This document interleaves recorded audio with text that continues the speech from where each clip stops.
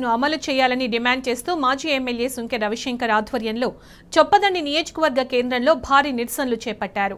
గతంలో ఎల్ఆర్ఎస్ ను వ్యతిరేకించిన కాంగ్రెస్ అధికారంలోకి రాగానే ఎల్ఆర్ఎస్ పేరుతో భారీగా ఫీజులు వసూళ్లకు పాల్పడుతోందని రవిశంకర్ మండిపడ్డారు.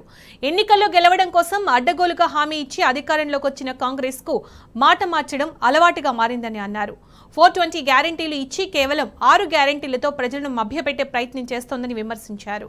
నాడు ఫ్రీ అన్న కాంగ్రెస్ నేతలు నేడు ఫీజులు అంటున్నారని ఎద్దేవా చేశారు.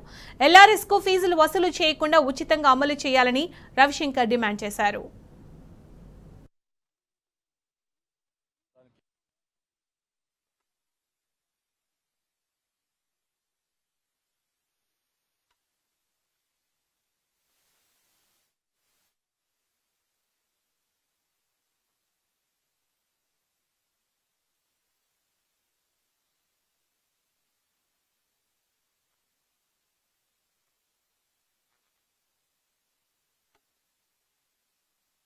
పనిచేస్తున్నారు.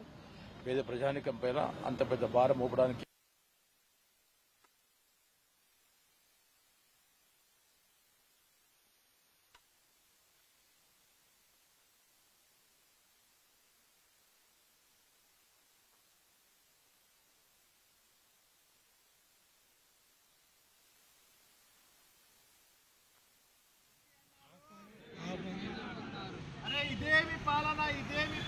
దొంగల పాలన, దోపిడి పాలన,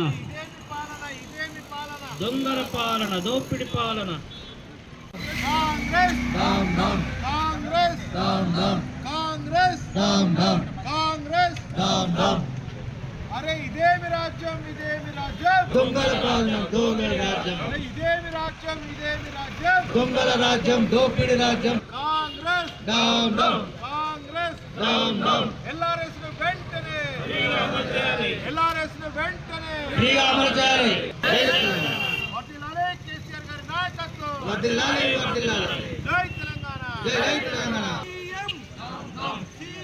డౌన్ డౌన్, డౌన్ డౌన్. ప్రజలకి ఉచితంగా అమలు చేయాలనే ఉద్దేశంతో కేటీఆర్ గారి పిలుపు మేరకు రాష్ట్రంలోని అన్ని నియోజకవర్గ కేంద్రాలలో ధర్నా కార్యక్రమాన్ని నేడు చేయడం జరుగుతూ ఉంది. ఇందులో భాగంగా చొప్పదండి నియోజకవర్గ కేంద్రంలో ఈరోజు దాదాపుగా